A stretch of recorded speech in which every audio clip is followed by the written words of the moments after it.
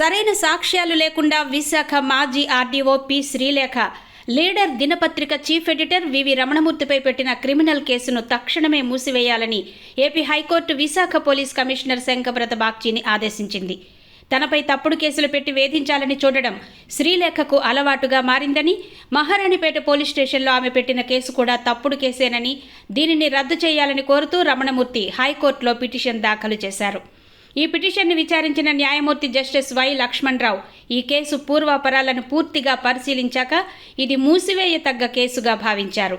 ముదుపాక భూముల కుంభకోణంలో ఆర్డీఓ శ్రీలేఖ పోషించిన పాత్రపై వచ్చిన వార్తా కథనాలకు ప్రతిస్పందనగా ఆమె లీడర్ రమణమూర్తిపై కక్ష కట్టారని ఆయన తరపున వాదించిన న్యాయవాది రాహుల్ చౌదరి కోర్టుకు తెలియజేశారు. ఆమె ఆర్డీఓగా ఉండగా 2 సార్లు రమణమూర్తికి శ్రీలేఖ అక్రమంగా నోటీసులను పంపి కక్ష సాధింపునకు పాల్పడిన విషయం తెలిసిందే.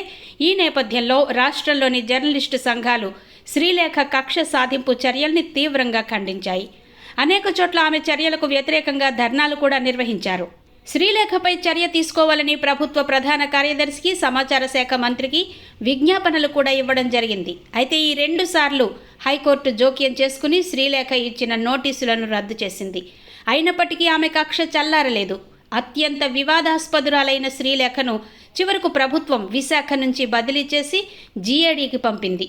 2018 బ్యాచ్ గ్రూప్ 1కి చెందిన శ్రీలేఖ హైకోర్టు డివిజన్ బెంచ్ ఇచ్చిన స్టే ద్వారా ఉద్యోగంలో కొనసాగుతున్నారు. ప్రస్తుతం హైకోర్టు ఆదేశాలపై ఈమెను ప్రాధాన్యత లేని పోస్టుకు ప్రభుత్వం బదిలీ చేసింది. ఇది జరగడానికి కొద్ది రోజుల ముందు మహారాణిపేట పోలీస్ స్టేషన్లో మరో తప్పుడు ఫిర్యాదును చేసి తన అధికారాన్ని ఉపయోగించి రమణమూర్తిని, రిపోర్టర్ యువి భాస్కర్ రావును అరెస్టు చేయించేందుకు ప్రయత్నించారు. అయితే ఈ కేసులో సిఐ దర్యాప్తు చేసి శ్రీలేఖ చేసిన ఆరోపణలకు ఎటువంటి ఆధారాలు లేవని స్పష్టం చేశారు. ఇదే విషయాన్ని న్యాయ సలహాదారు కూడా స్పష్టం చేశారు. ఈ నేపథ్యంలో శ్రీలేఖ సమర్పించిన ఈ కేసు నిరాధారమైనదిగా భావించి మూసివేయాల్సిన అవసరం ఉందని తెలియజేస్తూ దర్యాప్తు అధికారి ఒక నివేదికను అసిస్టెంట్ పోలీస్ కమిషనర్ లక్ష్మణమూర్తికి పంపారు. అయినప్పటికీ ఏసీపీ స్పందించలేదు. దీనిపై ఎటువంటి నిర్ణయం తీసుకోకుండా నెలల తరబడి తాత్సారం చేస్తూ వస్తున్నారు. ఈ నేపథ్యంలో రమణమూర్తి హైకోర్టును ఆశ్రయించారు.